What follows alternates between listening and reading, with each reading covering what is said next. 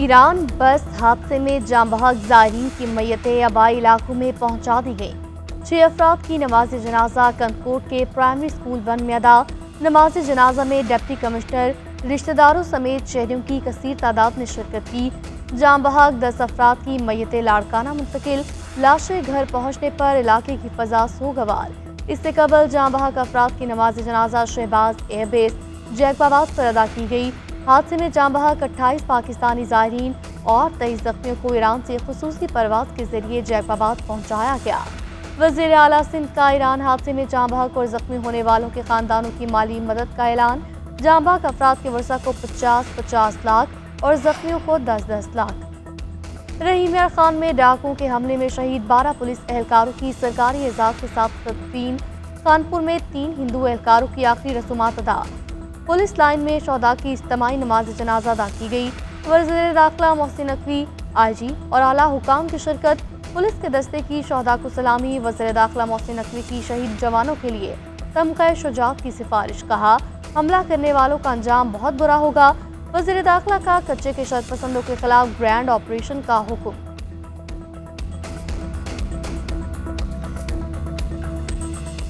जो जवान शहीद हुए हैं उनके लिए तमग़ा शुजाअत ऑलरेडी हमने रिकमेंड कर दिया है। मैं आपको ये बता सकता हूँ कि जिन्होंने किया है उनका अंजाम बुरा होगा। हमले से पहले एहलकारों पर क्या गुजरी, वीडियो सामने आ गई। एक एहलकार ने दूसरे को कहा, राइफल पकड़ लो, लगता है आखिरी वक्त आ गया है। शहादत से पहले पुलिस एहलकार कीचड़ में धंसी गाड़ियों को धक्के लगाते रहे। कच्चे में पुलिस पर डाकुओं ने कैसे हमला किया, पुलिस की गाड़ी कैसे फंसी, जख्मी एहलकारों ने सब बता दिया। कहा, डाकुओं ने सोच समझकर हमला किया। हमले के बाद तमाम पुलिस एहलकार गाड़ी से दूर चले गए थे। डाकुओं ने SMG और G3 गन का इस्तेमाल किया। अचानक हमले की वजह से पुलिस का जानी नुकसान हुआ।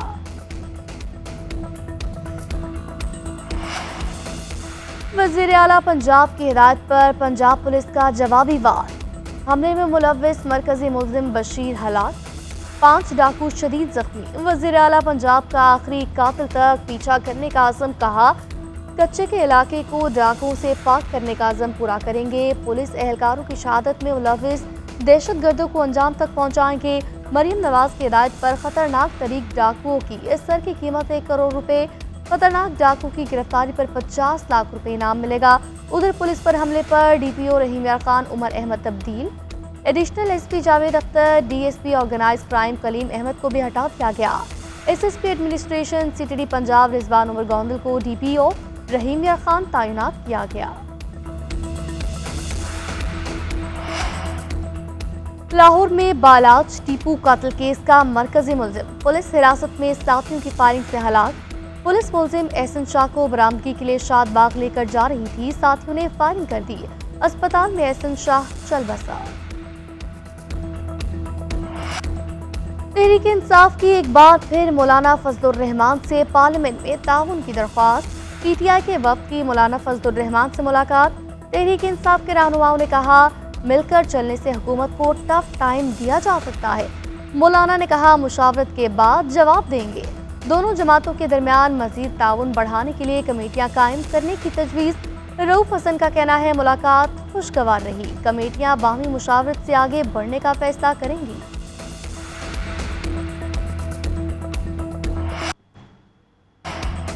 तहरीक इंसाफ का जलसा कैसे मुलतवी हुआ, मशीद बराए कानून व इंसाफ बैरिस्टर अकील मलिक ने सब बता दिया। कहते हैं, हुकूमत ने अली अमीन गंडापुर से राब्ता करके जलसे की मनसूखी की दरख्वास्त की। वज़ीर आला खैबर पख्तूनख्वा को सिक्योरिटी सूरत हाल से आगाह किया गया। अली अमीन गंडापुर ने बानी PTI से राब्ता किया।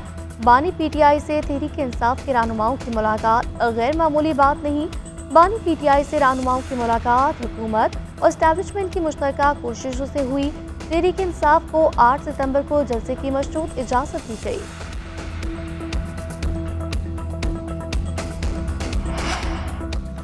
जलसा मुलतवी न करना तो खदशा था क्या, 9 मई PTI के गले में डाल दिया जाता। मुझे मालूमात दी गई, खत्म नबूवत का मामला है, दीनी जमातें एहतजाज कर रही हैं, इंतशार फैलने का खदशा है, इसलिए आजम सवाती और बेस्ट गौहर को बुला के मुलाकात की, जलसा मुलतवी करने की हिदायत की। बानी PTI की जेल में सहाफ़ियों से गैर रस्मी गुफ्तगू। कहा, आखिरी मर्तबा जलसा मुलतवी कर रहा हूँ। अगर 8 सितंबर को किसी ने रुकावट डालने की कोशिश की तो जिम्मेदार खुद होंगे। फॉर्म 47 वालों और नून लीग को जब भी खदशा होता कि हमारी एस्टेब्लिशमेंट से बातचीत हो रही तो उन्हें 9 मई याद आ जाती। मैं मुल्क की सबसे बड़ी जमात का सरबराह हूँ, इसीलिए फैज हमीद के ओपन ट्रायल का मुतालबा कर रहा हूँ।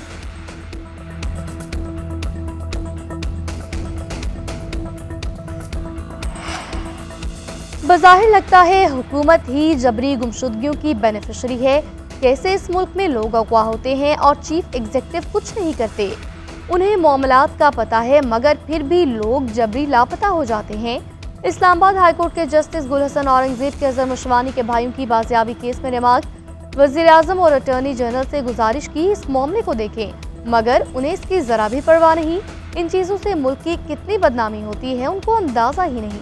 अगली समात पर IG इस्लामाबाद तल।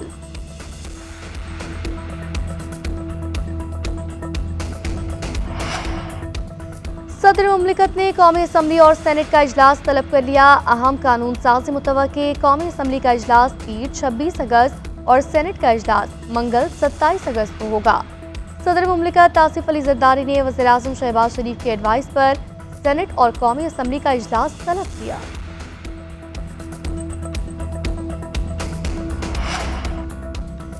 सिंध हुकूमत ने शोहदाए करबला के चहलम पर सूबे भर में मोटरसाइकिल की डबल सवारी पर पाबंदी आयद कर दी। सिंध हुकूमत के मुताबिक कराची, हैदराबाद, मीरपुर खास, नवाबशाह, सखर और लाड़काना समेत सूबे भर में पीर 26 अगस्त को मोटरसाइकिल की डबल सवारी पर पाबंदी होगी। सिंध हुकूमत की जानिब से चहलम के मौके पर ड्रोन कैमरे उड़ाने पर पाबंदी। इससे कबल सिंध हुकूमत की जानिब से चहलम शोहदाए करबला के मौके पर सिंध भर के स्कूलों में तातील का ऐलान किया गया था।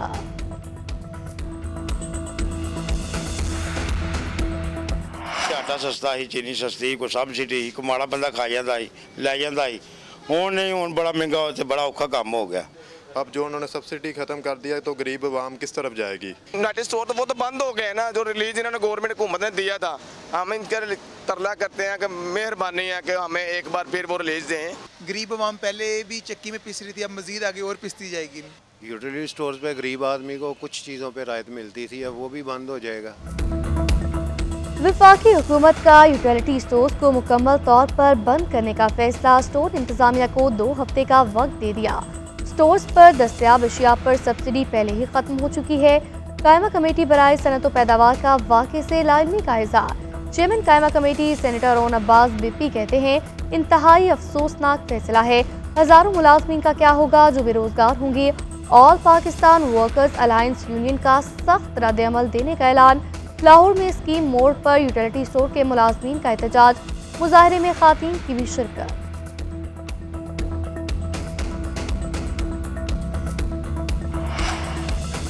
वज़ीर आज़म शहबाज शरीफ की ज़ेर सदारत स्मॉल मीडियम इंटरप्राइजेज से मुतालिक इजलास। छोटे और दरमियानी दर्जे के कारोबार पर तबादला ख्याल।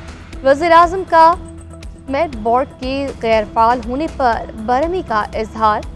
फौरी स्टीयरिंग कमेटी तश्कील देने की हिदायत। सरबराही वज़ीर आज़म खुद करेंगे। शहबाज शरीफ ने कहा, छोटे और दरमियानी दर्जे के कारोबार मईशत में रीढ़ की हड्डी है। स्टीयरिंग कमेटी में निजी शोबे से मुतल्लिका लोगों को शामिल किया जाए।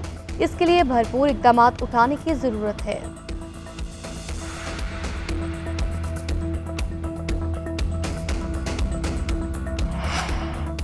शोर मचाया जा रहा है, स्टाफ लेवल मुआहदे की मंजूरी नहीं होगी। हम पुरुमीद हैं सितंबर में IMF का बोर्ड मंजूरी देगा। IMF से हर दूसरे रोज बातचीत होती है। वज़ीर खजाना मोहम्मद औरंगजेब का कहना है, कमर्शियल बैंकों से फंड की फराहमी के लिए मस्बत बातचीत हुई। सऊदी वज़ीर खाना से बातचीत मस्बत रही। चीन, सऊदी अरब, मुत्तहिदा अरब अमारात का रद्द-ए-अमल मस्बत रहा। दूसरे ममालिक अपने एग्जीक्यूटिव डायरेक्टर के जरिए IMF को एतमाद में लें।